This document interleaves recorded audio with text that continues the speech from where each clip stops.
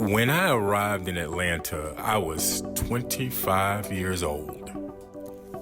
I was young and eager to start a new life, but like some people at that age, I was naive. Not so much to life, but I was naive to the dark side of people. I understood the flow of life, and I was ready to dive into the waters head first. I just didn't have a big imagination in those days, but little did I suspect that people would become my stumbling block. Well, here I am, 35 years later. I weathered the storm of Hurricane Atlanta. I matured and I have grown. I tread the high tides of a spiritual journey I could not have ever anticipated. But I'm getting through it. And I'm still learning. And I'm still growing. And the journey hasn't ended.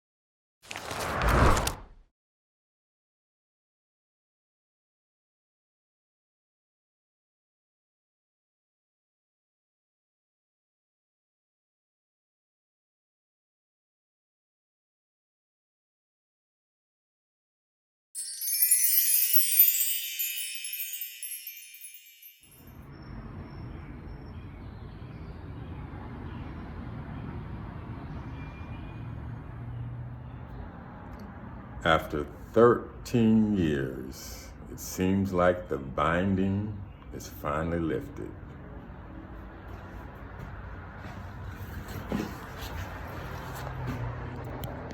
Time for me to go.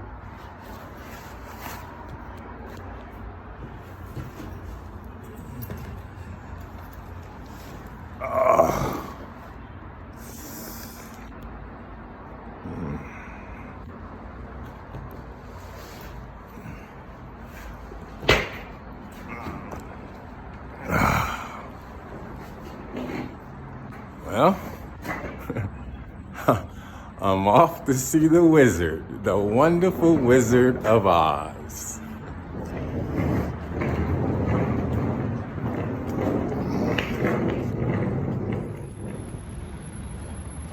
The train doesn't leave until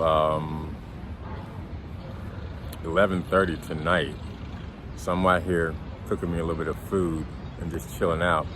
And things start running through my mind, certain energy comes in and change the whole mindset, the whole mind thought process. And I'm thinking about some things. And I have to remind myself, and this may help somebody else too, but I know I have to do this sometimes. I have to remind myself that I have to draw lines. I have to remember that the higher forces have a job, and I, as a human being, have a job. And I have to draw that line when the mind starts to get interference and start having me to think in ways that's, possibilities. I'm sitting up here thinking, well, what are the possibilities that? Yeah, well, I've done my part, and I have to remember that the higher forces, they have their part, okay? I can't cross over into their lane. Once I've done everything humanly possible that I can do, the rest is up to the higher forces. And I have to take my time and distinguish what is my job in this situation, or whatever the occasion is. What is my job and what is the job of the higher power? Because it's easy to allow myself to slip into the lane with the higher power, thinking I have to control certain things or I have to worry about certain things, when actually those things aren't my control. They're not in my jurisdiction. I have, as a human, I have certain things that I'm capable of doing. And as higher powers, they are in charge of other things. And I have to specifically lay out what my job is in this situation.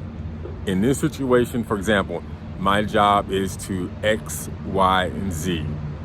All the other thoughts that's coming to me, that's for the higher power to deal with. I can't deal with those things. I don't have the capability to deal with those things. And I have to remind myself of that sometimes. And that's what I'm sitting here doing, because the thoughts started going. So I had to sit up there and think, okay now, Kylo, what is your job? And don't confuse your job with the job of the higher power. And it always, 100% of the time, it brings things back into clarity and it calms me down. And I think it'll work for anybody. I think that's what everybody should do. It works for me. And that is to draw that line, distinguish what I'm supposed to be doing and what's left for the higher powers to do. And so now I'm in a comfortable state of mind. So I'm just sitting here waiting to eat. Looking forward to the train ride. It's 10 o'clock and I'm at Art Center train station right now.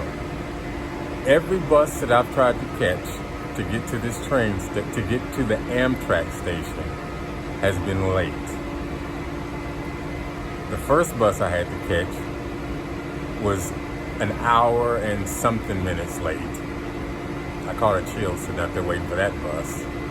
And now I'm at Art Center train station waiting for that bus, and it's running behind. And I don't even see, on the GPS, I don't even see a bus coming down to the station for me to catch to go to the Amtrak.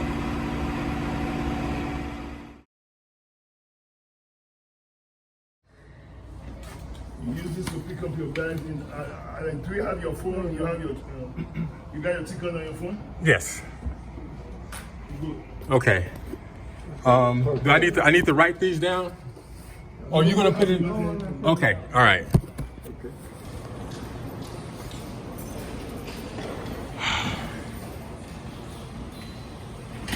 Well, I'm here. It's about 10:30 now.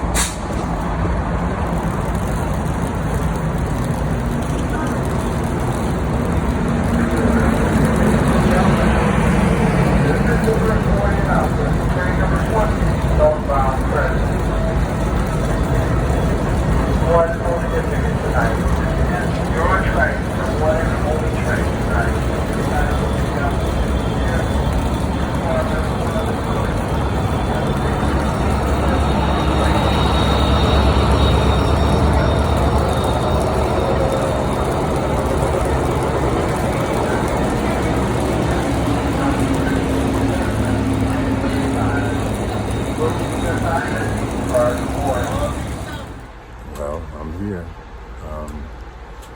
I was hoping for a window seat, but I didn't get one. So I'm gonna have to, hopefully it won't be a full train, and I can get a chance to get some video from one of the windows. But I'm on my way, guys, and I'll talk to you in a little bit.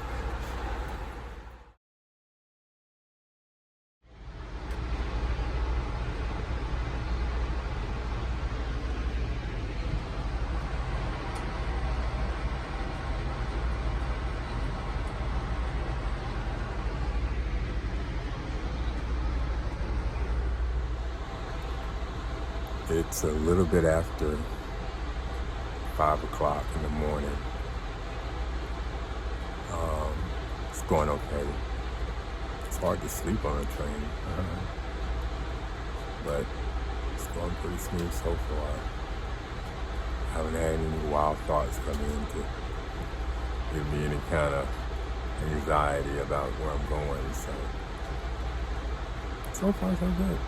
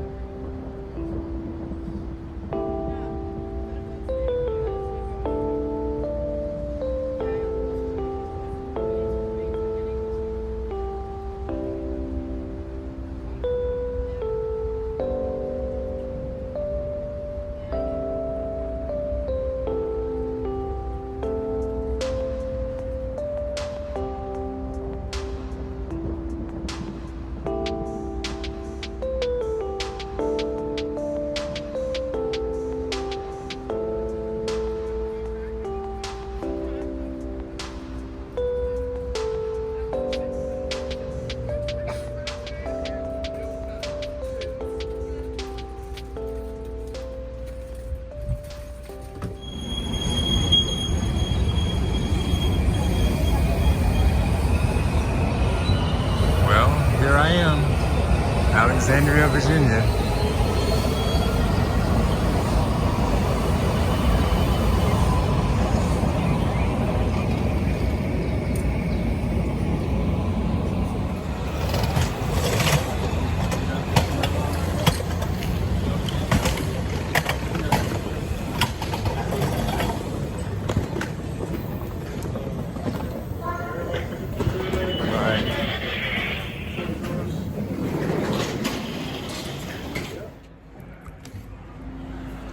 Well, I'm here at the station, and now I'm asking myself what's next. I got these bags that I gotta find somewhere for them. That's the first thing that I gotta do is find a place for the bags, because I can't tote around all those bags. I mean, it kills me to carry the two that I have to carry. But these right here, they're all 50 pounds a piece, and I've got about 4 bags, so I gotta find somewhere to keep my bags. That's number one. And I found out, I did a little research, and the Amtrak station is right in the, kind of in the heart of a lot of stuff. So I'm gonna check out the surrounding area and just see what's around here. But I gotta find somewhere to put these bags and do that first. This feeling is so weird, and I'm sure you can imagine how strange I must be feeling right about now. I'm a loss of words. I don't even know what to do next. This is so... My higher self is in 100% control and leading me right now. This is the first time that I've had to solely depend on my instincts and my higher tuition to guide me. I'm in somewhere that's unfamiliar. I don't have a clue of what's next. I don't have a clue of anything. I don't have a clue about nothing. So I have to totally dig down into that part of me that has the answers, that has me here in Alexandria, that part of me, and find out what it needs me to do next. But while I'm doing that, I'm going to put you guys on hold, and I'm going to try to figure out something while I troubleshoot my own brain. I'm going to go, what I'm doing right now is I'm just going to walk around the surrounding area, and I'm going to do like the old-fashioned days of my homeless days and stash my stuff. I'm going to find a place, see if I can find a place around here that looks like a safe place to just stash it. That's the only thing I can think of right now. That's the only thing that's coming to me. I left a message for one of the shelters to call me back to see if they had any kind of help they could give me. Honestly, I'd rather not go to any of the shelters. That's my personal opinion. But, so I'm going to see what's around here. I didn't tell you the story about my tent. I'm gonna have to tell you about the tent. I'm gonna pop a tent if I can find a place for that. But I'll tell you how I got this tent. But right now, I'm just gonna see if I can find a place to stash these bags. I'm gonna show you what the area looks like around here. This is the area I'm at. There's a lot of trees, a lot of bushes. It looks like a really nice area. I'm gonna see if I can find a place just to throw these bags in while I get on one of these buses, try to find a mall or places where I can get food and that kind of stuff. Here's a really great big church with lots of property. And churches in most cities are one of the most safest places for people that are nomads.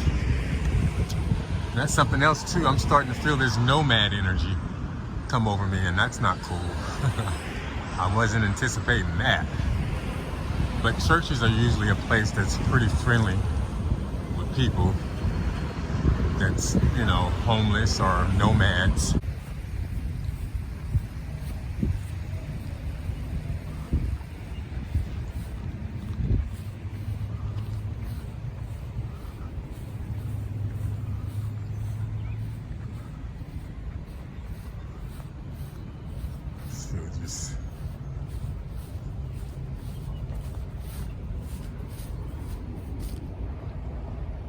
See, I can just throw my stuff right in here. I just stashed my stuff over there in that little area right there. I talked to this guy and he told me where Trader Joe's was at. He said it's walking distance from here, and he showed me how to get there. Right now I'm gonna walk over here to Trader Joe's and see what it looks like over there in that area. See what their store looks like. Maybe get me some food to eat for tomorrow or something. At least I'll know where that's at. It seems like a lot of stuff is around this Amtrak station. Trader Joe's is walking distance. And this church, I don't know. I just have to cross my fingers and yeah. See what's going on there.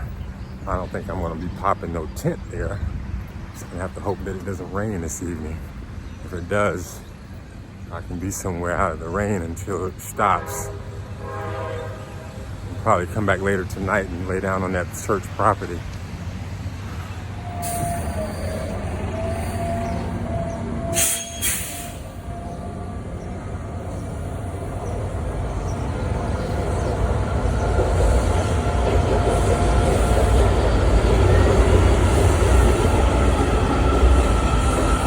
their metro system.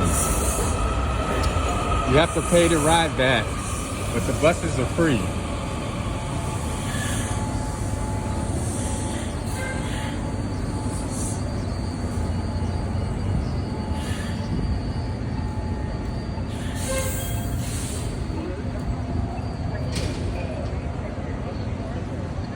The guy told me that the Trader Joe's is right down this street here.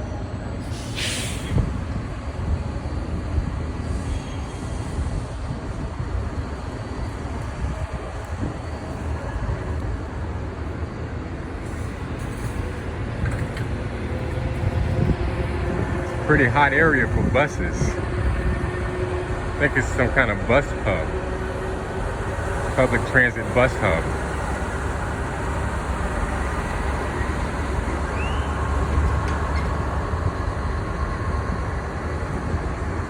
Now he said it was down this street here. And this street looks like a dead end. Maybe I turned down the wrong street. Let me find this street. Bus driver told me that the Trader Joe's is about a mile away, and with these bags, I'm not walking a mile. So he told me how to get there on the bus, and I found out it's what they call the Dash bus. They have several transits around this city. One of the Dash, and the Dash is the free bus. This city is about the size of Mobile, Alabama in population. I looked it up, and Mobile is the sister city to Pensacola. So it's not a very big city, but it's big enough. And it's not a country city. It's closer to DC, and it's got more of a metropolitan feel to it than Mobile. Because Mobile is in Alabama. But it gave me some idea of what I'm dealing with as far as population and what the city is like. And that's far different. That's a lot smaller than where I came from in Atlanta. So I got to get used to this. It's a different vibe. I can feel it already. It's a smaller town vibe, smaller city vibe. It's just a very different vibration. I found the Trader Joe's I was looking for. I know how to get there. This city is definitely a suburb of DC, but it's one of the nicer suburbs. And it seems like this place, the people seems like they're in a fog, and not in a bad way, but in a minding their own business kind of way, which is good. That's always good, but it's just something I'm not used to seeing in that, in the city. So that's kind of a welcome thing to notice. I'm gonna tell you the story about how I decided to get here. And it was literally a whim. I knew I had to go. And all of a sudden I said, well, hey, I'm gonna go to Miami. That's why I was gonna go initially, was Miami. So I called the Amtrak station, because I've been trying to get to Miami actually for the past year, and solely because of the weather. I wanted a place, if I'm gonna have to be outside, I'd rather be in a warm climate. So I knew Miami would be the perfect spot for me if I decided to leave Atlanta. And so I called the Amtrak station, and they told me, I told them I'll get it a month in advance, and she told me the price was $400 and some one way to Miami. I was like, what? So she said that's because it has to go to Alexandria first, and then it goes back down to Miami. And without hesitation, without any pause, I just interrupted her. I said, well, how much does it cost to go to Alexandria on the same day? She did her little stuff. She said, $125. I said, I'll take it. That's exactly how it happened. I said, I'll take it. And I booked the ticket to Alexandria for $125. And that's how I decided to come to Alexandria. Don't know nothing about Alexandria. It was meant to be, or else I wouldn't be here, number one. And number two, the way that went down with the Amtrak operator, it happened just like that. There was no pausing, no hesitation. The mind didn't get in and cloud up the decision making. It was all free flowing. And so I knew it felt right. So here I am. I'm in Alexandria. But I have to keep an open mind because I don't know if Alexandria is where I'm supposed to be finally. It doesn't seem like it. It doesn't feel like it. There's some reason for me to be here. It's a start, that's for sure. But I don't think I'm supposed to be here for any extended period. It just doesn't feel like it. So I have to keep an open mind about what the higher powers got in store for me. You know, I'm still, you know, this is only day one, and it's not even the whole day, and I'm just foggy and don't know what's going on, and I gotta find somewhere secure to lay my head out of the weather. That's the only part that's gonna seem like a stretch for me. Is I'm so used to having a place to go in the evenings, rain, sleet, or snow, and it keeps me out of the weather. And I'm used to that. It's been that way for a long time now, and I gotta adjust to thinking and feeling that way of not having that. So that's gonna be something I gotta get adjusted to. So there's a lot of adjusting going on here. I don't know what to say about it. I'm here in Alexandria, Virginia. Wow.